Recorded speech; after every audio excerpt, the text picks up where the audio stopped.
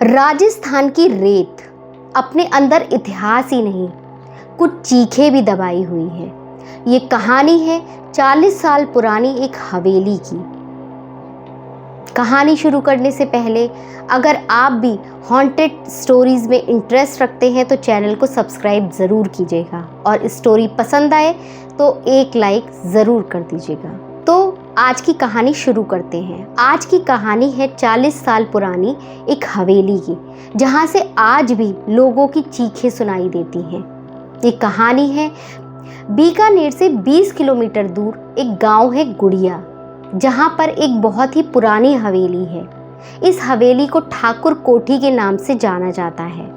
बताते हैं कि एक रात सन 1978 में इस हवेली के सभी लोग मर गए थे।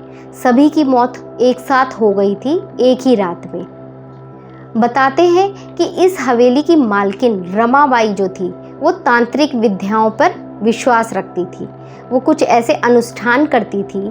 बताते हैं कि सन 1978 में एक रात उसने एक तांत्रिक विद्या का ऐसा अनुष्ठान किया था कि रात में उसके घर से जलने की गंध आ रही थी। कुछ जलने की गंध आ रही थी और सुबह जब लोगों ने देखा तो पूरा घर मौत के घाट उतर चुका था। सारे घर के लोग मर चुके थे और दीवारों पर सिंदूर की छींटें थी और दीवारें काली हो गई थी।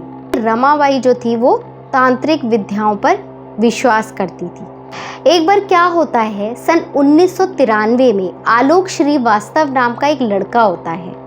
वो हॉन्टेड स्टोरीज़ पर रिसर्च करता है, वीडियोस बनाता है।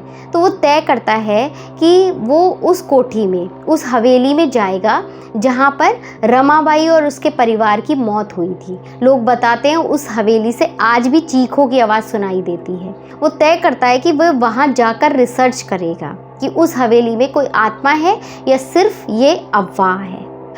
बताया जाता है कि आलोक श्रीवास्तव उस हवेली में जाता है और रिकॉर्डिंग ऑन कर देता है और जैसे ही रात के 12 बजते हैं उस हवेली में बिजली का कोई भी कनेक्शन नहीं होता है और बताते हैं रात के 12 बजे उस हवेली में बिजली आ जाती है, सारी लाइट्स जल जाती हैं। रात के 3 बजे आलोक बेसुध होकर गिर जाता है। लोग बताते हैं सुबह आलोक की लाश वहाँ पर मिलती है और उस रिकॉर्डिंग को जो आलोक के कैमरे में कैद हो गई थी, उस रिकॉर्डिंग को सरकार ने सील कर दिया है।